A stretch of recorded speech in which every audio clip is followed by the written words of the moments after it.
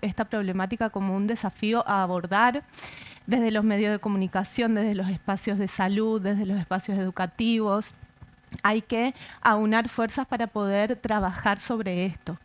Nosotros, desde los ambientes profesionales, hablamos de los consumos problemáticos digitales, Claro. ¿sí? A las adicciones sin sustancia, ¿sí? O adicciones comportamentales, como lo son los juegos patológicos en diferentes etapas de la vida, nada más que en cada etapa de la vida toman rasgos particulares.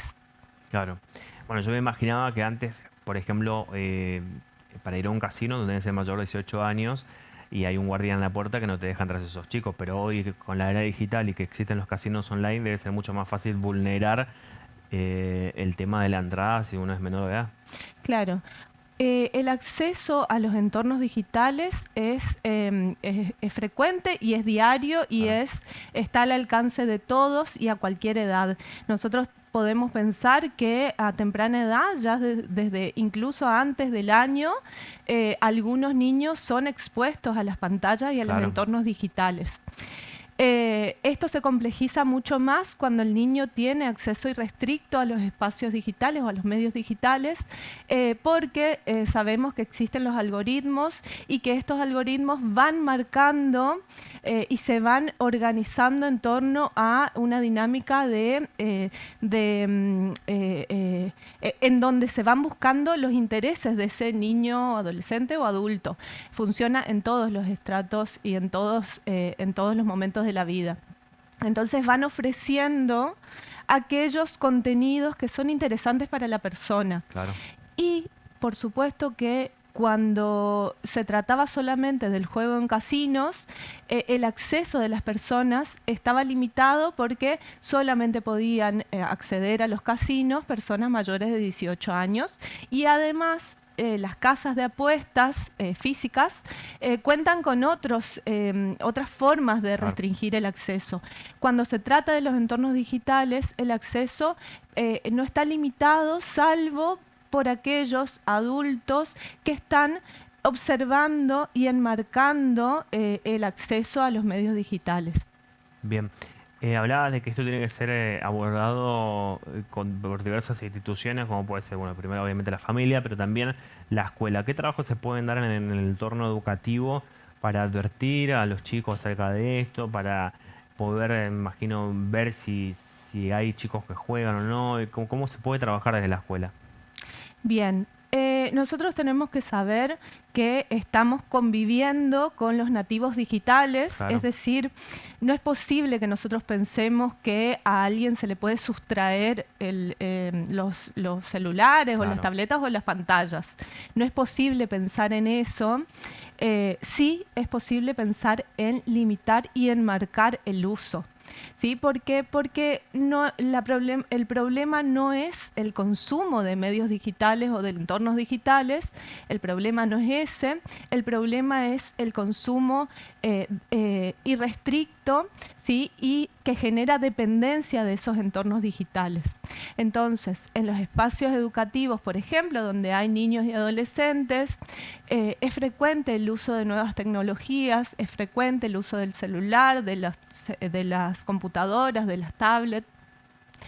Incluso es una herramienta de aprendizaje Claro. y de enseñanza, pero esto debe ser enmarcado. Para poder trabajar con esto, primero hay que saber de qué maneras utilizan los niños y los adolescentes esa herramienta, que puede ser una herramienta de aprendizaje o puede ser una herramienta para utilizarlo para un juego patológico.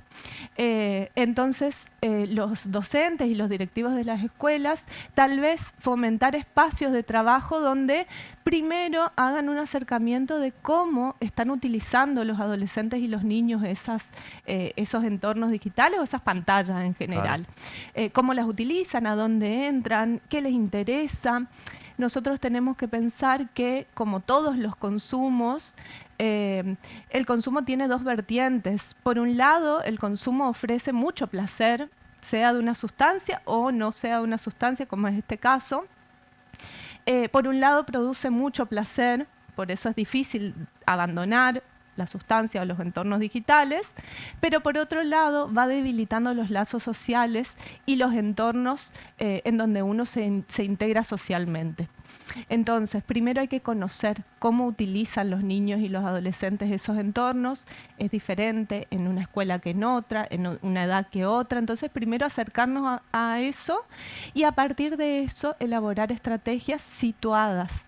No es válido tomar una estrategia de otro país o una estrategia nacional y bajarla a la institución educativa, porque eso no es situado, ¿sí? No es situado a la población con la que trabajamos, no es situado al espacio donde estamos, ¿sí? Al grupo etario.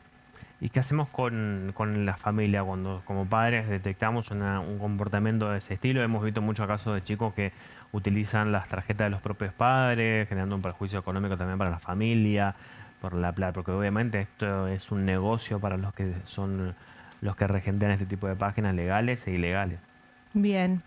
En principio, la prevención es una estrategia importantísima, digamos, empieza desde la casa, pero también Claro. puede ser replicada en cualquier otro espacio. Enmarcar el uso de las pantallas es una necesidad, pautar espacios para jugar en la plaza, en el patio, no sé, en los espacios de la casa, pautar espacios, tiempos para jugar tal vez con las pantallas, Claro. depende de la edad, ¿sí? Pautar tiempos para hacer la tarea, pautar tiempos para compartir en familia, el horario del almuerzo, el horario de la cena, compartir espacios y tiempos con aquellas personas que están creciendo y desarrollándose, y también el adulto poder plantearse sus propios límites, porque vemos también adultos que están sentados a la mesa y escribiendo mensajes, Claro. mirando pantallas, etcétera. Claro, eso es cierto. ¿Sí? Bien, ¿existen personalidades que son adictivas a esto y otras no? ¿Por qué algunos se hacen adictos y otros no cuando se encuentran frente a este tipo de situaciones de un juego online, por ejemplo? Bien, por supuesto que a la hora de pensar cualquier consumo problemático, nosotros tenemos que pensar en tres aspectos esenciales. En principio tenemos que pensar en el tipo de consumo, ¿sí? Sea de una droga o sea, en este caso, de los entornos digitales, en las características del sujeto y también en los contextos, ¿sí?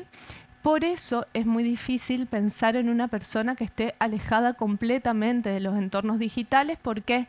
Porque en la actualidad uno puede comprar objetos Claro. de deseo en los espacios digitales, uno mira series, películas, juega. ¿Sí? En tiempos de pandemia, cuando no podíamos, cuando estaban restringidas, digamos, la circulación y no podíamos ir a espacios públicos, ¿sí? Se planteó a los niños, adolescentes y hasta a los adultos una dinámica en torno a los entornos digitales, ¿sí? Donde los contenidos, las relaciones, las compras, los juegos estaban organizados en relación a esos entornos.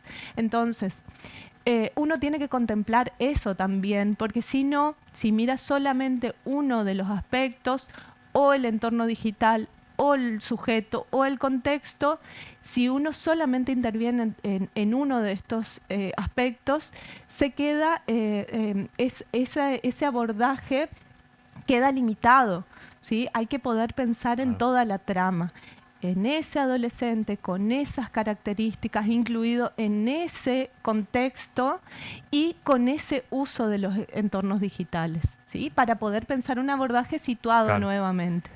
Si una familia se encuentra con esto y no lo puede resolver, ¿es recomendable ir a un especialista, pedir ayuda para Bueno, poder abordar antes de que sea... sí. Hay una cuestión acá que es primero hablar, Claro. hablar con la persona que uno considera que tiene el problema, hablar para ver cuál es la situación en la que está, porque al ser los entornos digitales, al ser un uso privado, es decir, no es una pantalla de televisión que mira toda la familia, que la gente va y viene y mira qué está mirando el adolescente. El teléfono es un objeto privado, es decir, uno no sabe qué está haciendo el Claro. otro ahí. Entonces, en principio hablar y poder hablar de qué está mirando, qué lo entretiene tanto, ¿sí? Claro. Qué lo entretiene tanto como para dejar de lado algunas actividades que antes le interesaban. La bibliografía habla incluso de niños y adolescentes y hasta adultos, por supuesto, que dejan de lado el comer, Claro. ¿sí? El dormir, por supuesto, porque el uso de los entornos digitales de cualquier pantalla altera el ciclo del sueño, ¿sí? Dejan de lado cuestiones esenciales como ir al baño, ¿sí? Las necesidades esenciales y básicas, como la alimentación, también lo hablé, ¿sí? Demoran y postergan esas cuestiones esenciales de la vida. Y entonces ahí tenemos que pensar que hay un uso problemático de los entornos digitales. Entonces, cuando nosotros vemos esos elementos, cuando vemos que le falta el celular y comienza a tener irritabilidad, lo que nosotros llamamos abstinencia a las pantallas, ¿sí? Uno tiene que, en principio, desde la casa, sentarse a hablar para ver qué es lo que está pasando. Claro, vos hablabas también algo muy interesante que tiene que ver con cómo uno como adulto le puede impartir una restricción en las pantallas cuando uno mismo es prácticamente igual en el sentido de ser adicto, ¿no? Todo hoy en día, la gran mayoría de las personas es adicta al teléfono por el trabajo, por la distracción, lo que sea, pero es como una parte vital de las personas hoy en día. Exactamente. Por eso también el buen uso de las pantallas se debe iniciar desde la casa, ¿sí? Cuando alguien se sienta a comer y está con las pantallas y Claro. no hay conversación posible de qué sucedió durante el día, eso es un elemento de alarma. No podemos decir que ahí hay un consumo problemático de pantallas o de entornos digitales, pero sí podemos decir que hay un espacio de compartir y de convivencia que está anulado, ¿sí? Entonces, ¿cómo podemos transmitirle a las personas que se están desarrollando algo diferente? ¿Mm? Entonces, en principio, sentarse a hablar y poder plantear a ver cuál es la situación. Y por supuesto que nosotros tenemos que saber que en contrapartida con el placer que generan los entornos digitales, uno debe ofrecer otros espacios de satisfacción. Si al adolescente le gusta, no sé, tal actividad, poder ofrecerle eso. Claro. ¿Sí? Si le gusta, no sé, compartir un libro, poder ofrecerle eso. Si les gusta juntarse con sus amigos, poder actuar para que eso se concrete. Compensar de alguna forma esa Exactamente. insatisfacción que le va a generar dejar de tener la pantalla. Ujú. Bien, gracias, licenciada. Bueno, Gracias